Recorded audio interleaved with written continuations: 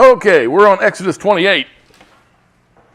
And we've seen that the articles of the furniture, both inside and outside the tabernacle, all speak of Yeshua Messiah. Also, the materials of the construction of the tabernacle all point to the person and work of our Messiah. Now we're going to see that the garments of the high priest speak of Messiah also.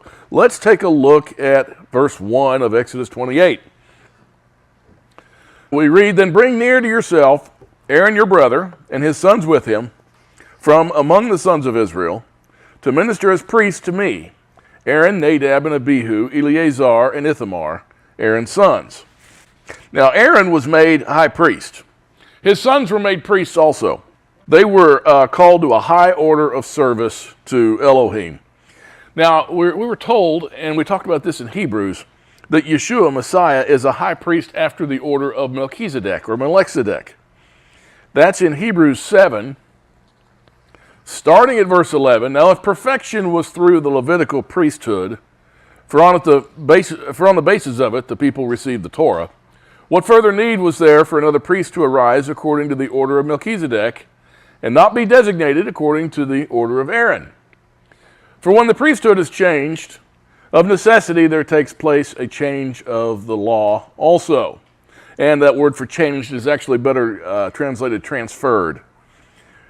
For the one concerning whom these things are spoken of belongs to another tribe from which no one has officiated at the altar. For it is evident that our Adonai was descended from Judah, a tribe with reference to which Moses spoke nothing concerning priests. And this is clearer still, if another priest arises according to the likeness of Melchizedek, who has become such not on the basis of Torah, a physical requirement, but according to the power of an indestructible life. For it is witnessed of him, you are a priest forever according to the order of Melchizedek. And that comes from the Psalms. Now this guy, Melchizedek, he appears in Genesis 14, starting at verse 18. And Melchizedek, king of Salem, brought out bread and wine. Now he was a priest of Elohim Most High. And he blessed him and said, "Blessed be Abram of Elohim Most High, possessor of heaven and earth. And blessed be Elohim Most High, who has delivered your enemies into your hand." And he gave him a tenth of all. Now, Melchizedek is referred to in the book of Genesis as a man who met Abraham and was called the priest of the Most High Elohim. It's very interesting that Melchizedek is referred to as a priest of Elohim, and he came with bread and wine. I thought that was interesting. Yeshua executes his priestly office after the pattern here that's given to Aaron. Now the sons of Aaron are priests also. They assisted the high priest in his duties. So look at verse 2 of Exodus 28. "You shall make holy garments for Aaron your brother, for glory and for beauty." Okay, now this last half of the book of Exodus, it doesn't give us much in the way of thrilling action and mystery, okay? He gives instructions that seem to be somewhat dull. However, close inspection shows that these things point toward to Messiah, and that's one reason why they're important for us today. Now, Scripture here uses instruction, and it paints pictures for us. Scripture is often, it's a picture book, which uses symbols, and Elohim wants us to learn the truths that he has for us by looking at these pictures. The garments of the high priest are holy. And what does that mean again? Set apart. It's for use in service to Elohim only. It's a set apart thing. These articles were for the glory of Elohim and were beautiful. Let's look at verse 3. "And you shall speak to all the skillful persons whom I have endowed with the spirit of wisdom, that they make Aaron's garments to consecrate him, that he may minister as a priest to me." So Aaron is set aside for the work of serving Elohim. And he says Elohim he's endowed a spirit of wisdom on certain people that have the skill to do these tasks. And apparently he's imputed on their mind what he wants out of them. Elohim.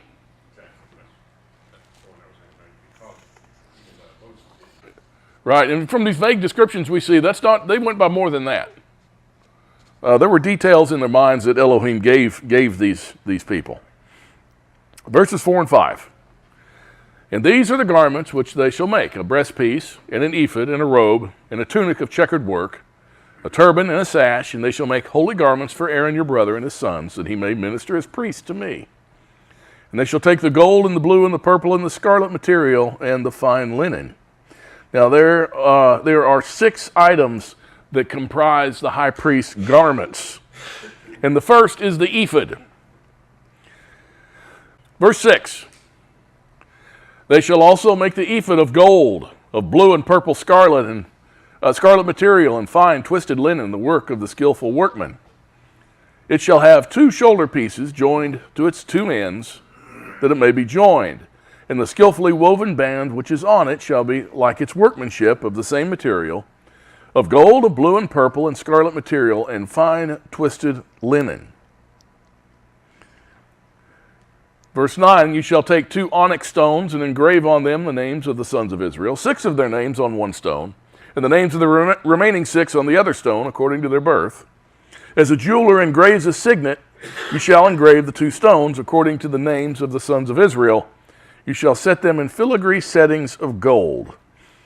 Now, this ephod is it's a kind of a vest consisting of 2 pieces.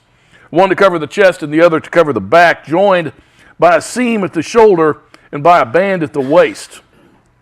On each shoulder here was placed a precious stone, and it inscribed on it was 6 names of the 6 of the tribes on each one.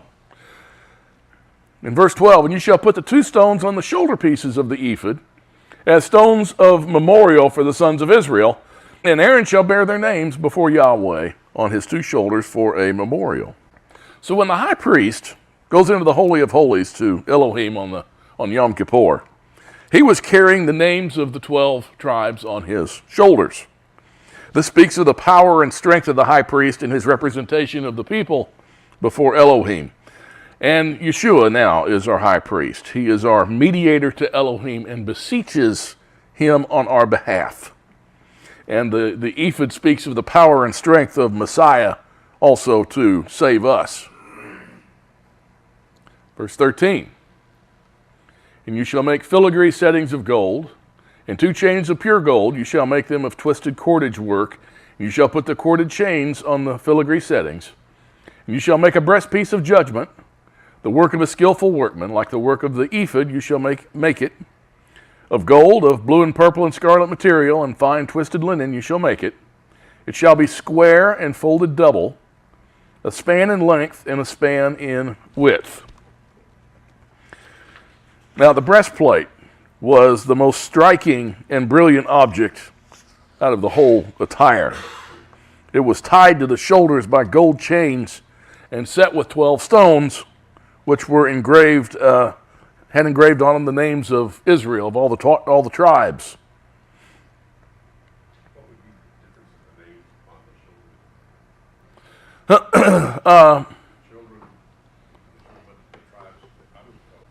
Yeah, they're going to be the same. We'll get to that actually, just a little bit. Verse 17, you shall mount on it 4 rows of stones. The first row shall be a row of ruby, topaz, and emerald. The second row a turquoise, a sapphire, and a diamond. The third row a jacinth, and agate, and an amethyst. The fourth row a beryl, and an onyx, and a jasper. That shall be set in gold filigree. The breastplate is to be worn when the high priest walks into the Holy of Holies within, which is in the presence of Elohim himself. This breastplate speaks of all the tribes of Israel. The same 12 stones with the names of the 12 tribes of Israel also speak of the foundation of the city of New Jerusalem. Now, we're going to take a look at that. New Jerusalem as described in Revelation. And keep in mind, Revelation is very symbolic. Okay? New Jerusalem is a picture of redeemed Israel. There's not really going to be a materialistic big cube city come down, okay? This is how Elohim sees his redeemed people. And I'm going to show you this in particular. Look at verse 21 first. And the stones shall be according to the names of the sons of Israel, 12 according to their names. They shall be like the engravings of a seal, each according to his name for the 12 tribes. Now, in Revelation 21, starting at verse 9, and once again, John just tells you what he sees and what he hears. We read in verse 9, and one of the 7 angels who had the 7 bowls full of the 7 last plagues came and spoke with me, saying, "Come here, I'll show you the bride, the wife of the Lamb." Now, who is this angel? What's he going to show him? The bride. Israel. Redeemed Israel. And he carried me away in the Spirit to a great and high mountain and showed me the holy city, Jerusalem, coming down out of heaven from Elohim. So he's going to show a representation of redeemed Israel here. Verse 11, having the glory of Elohim, her brilliance was like a very costly stone, as a stone of crystal clear jasper. And it had a great and high wall with 12 gates. And at the gates 12 angels. And names were written on them, which are those of the 12 tribes of the sons of Israel. Interesting. Just like the breastplate, eh? We have these 12 gates, and inscribed on them are the 12 tribes of the sons of Israel. There were 3 gates on the east, 3 gates on the north, 3 gates on the south, and 3 gates on the west. And the wall of the city had 12 foundation stones, and on them were the 12 names of the 12 apostles of the Lamb. And in a symbolic way, remember when Yeshua told Peter, "And upon you I'll build the assembly"? Well, that's what he's referencing to. This type of thing. It had a great and high wall with 12 gates, and at the gates 12 angels, and names were written on them, which are those of the 12 tribes of the sons of Israel. I was looking at 12 and 13 again. These are the 3 gates, 3 gates on the east, 3 in the north, 3 in the south, and 3 gates on the west. Now, looking back at verse 21 of Exodus 28, the stones shall be according to the names of the sons of Israel, 12 according to their names. They shall be like the engravings of a seal, each according to his name for the 12 tribes. Going back to Revelation 21, verse 15. And the one who spoke with me had a gold measuring rod to measure the city and its gates and its wall. And the city is laid out as a square. Its length is as great as the width. And he measured the city with a rod. What else is this made in a square? Its length and its width are the same thing. Let me give you a hint. Breastplate, yeah. He measured the city with a rod, 1,500 miles. Its length and its width and height are equal. And he measured its wall, 72 yards. Actually, the New American Standard translated these distances for us and put it in distances that we can relate to, all right? It actually was not in 1,500 miles. That's not what it says in the original. What is somebody, well, you don't need to look at it. I'll tell you what it says. 12,000 stadia. Okay, what's a stadia? 1/8 of a mile. Yeah, it's a furlong, right. Right. And according to its walls, they wrote 72 yards, but it says 144 cubits. Okay, there's 2 cubits in a yard. According to human measurements, which are also angelic measurements. Okay, so we have this city. Its length and its width and its height are 12,000 stadia. What is 12 a reference to? Every time in Scripture. Symbolic reference to Israel. Always. 144, interesting number. What do you multiply to get 144? 12 times 12. See the picture so far? And this is, people have gone to great lengths to try and figure out what this means, and it's not that difficult. The city's laid out as a square, it says in fixed it. I have the 12,000 stadia here. And if you look at Exodus 28, verses 15 and 16, you shall make a breastpiece of judgment The work of a skillful workman, like the work of the ephod, you shall make it of gold, of blue and purple scarlet material, finely twisted linen, you shall make it. It shall be square and folded double, a span in length and a span in width. And if you look at these different precious stones here, now you're going with a language difference, okay, and a culture difference. And so I had to look up what these were.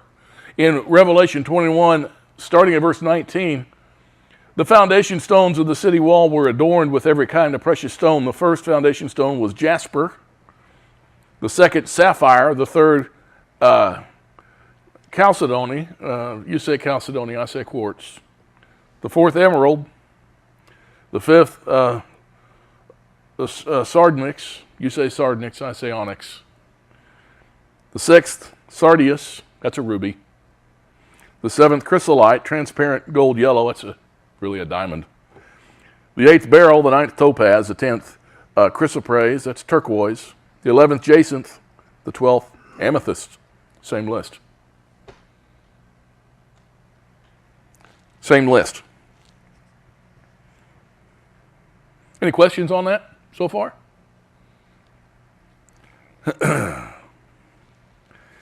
And verse 22, you shall make the breastpiece chains of twisted cordage work in pure gold. And Revelation 21, verse 21, of the 12 gates were 12 pearls. Each of the 12 gates was a single pearl. And the street of the city was pure gold, like transparent glass. So you see, Revelation, this New Jerusalem in Revelation, is a picture of redeemed Israel, how he sees his redeemed people. Okay? It's a beautiful picture is what he sees.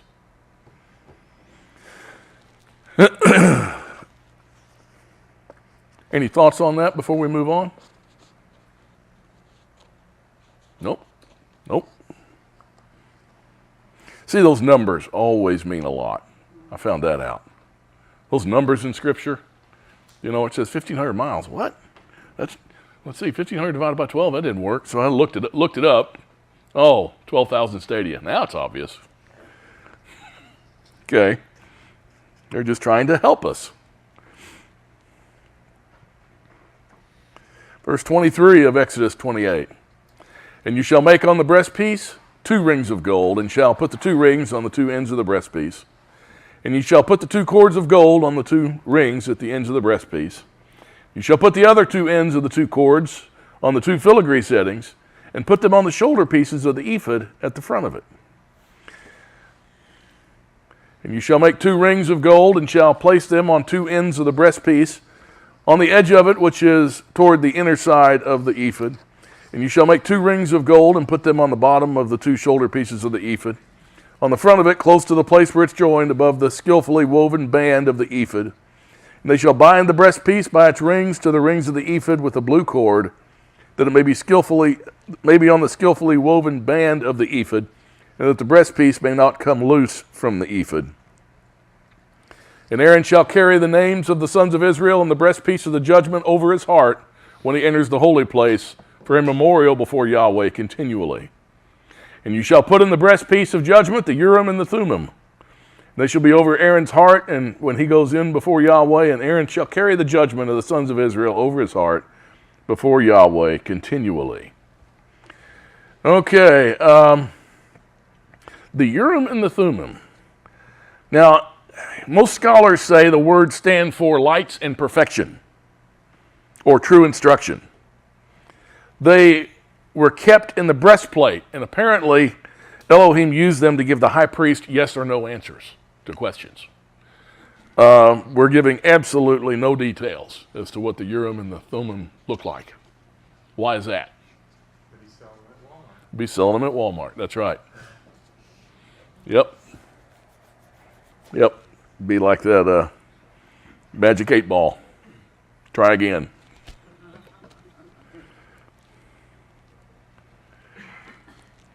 Verse 31, and you shall make the robe of the ephod all of blue, and there shall be an opening at its top in the middle of it. Around its opening there shall be a binding of woven work, as it were the opening of the coat of mail, that it may not be torn. And you shall make it on its hem pomegranates of blue and purple and scarlet material, all around it on its hem, and bells of gold between them all around, a golden bell and a pomegranate, all around the hem of the robe. Yeah. Before you go on, did you know that there is 613 seeds in a pomegranate? No, I didn't know that. That's interesting. What? There are 613 seeds in the pomegranate. It has 613 seeds in it. Yeah, 613. That's what she's. That was excellent, Cherry. Now, pomegranates speak of fruit, and what's fruit symbolic of? Works. Our works. That sure fits what you said. Bells speak of witness. You know, we're to be witnesses of Torah and Messiah, and we should have the fruit of the Spirit in our lives. We should have a life of obeying Torah through the fruits of the Spirit to back up our witness. We need a bell and a pomegranate, and a bell and a pomegranate. Verse 35, and it shall be on Aaron when he ministers, and its tinkling may be heard when he enters and leaves the holy place before Yahweh, that he may not die. I wish they'd said ringing instead of, well, anyway. When Aaron was in the holy place, in the Holy of Holies, serving Elohim, they could hear him in there. The bells would be ringing, okay? He was there to work, not to take a nap. And if the people couldn't hear the sounds of the service, that likely meant he was dead.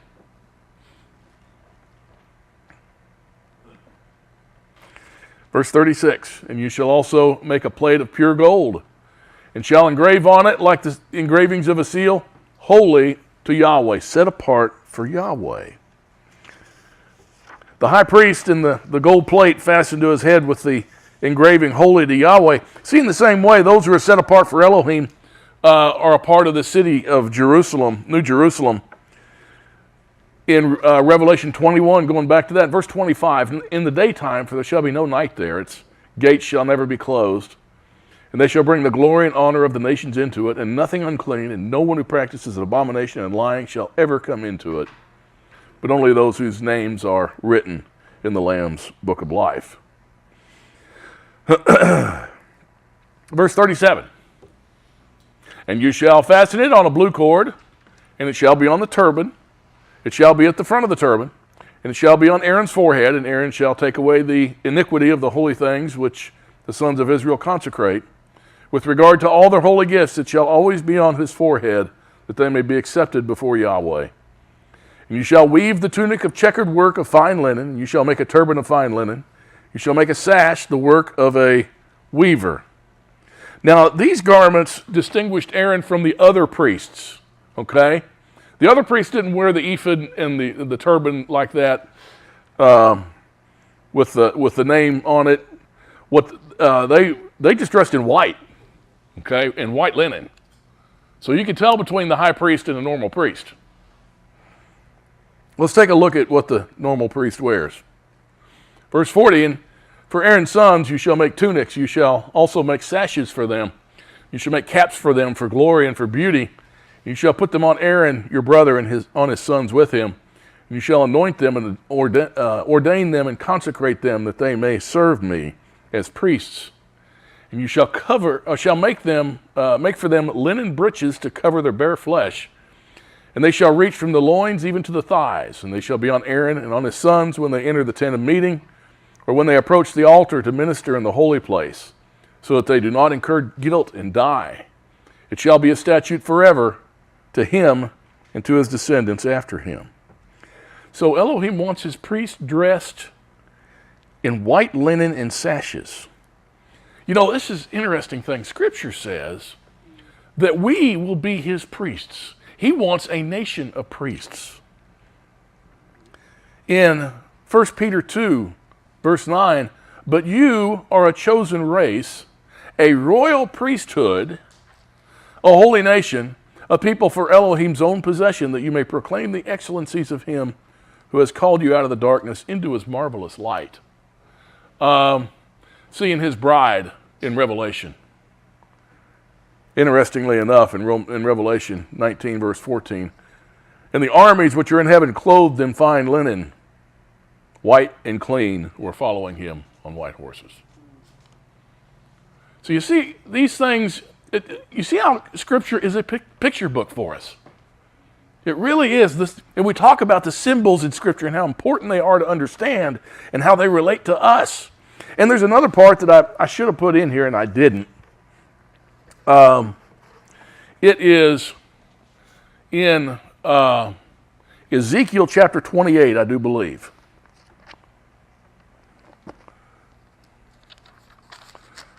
Won't be long, I'll need longer arms.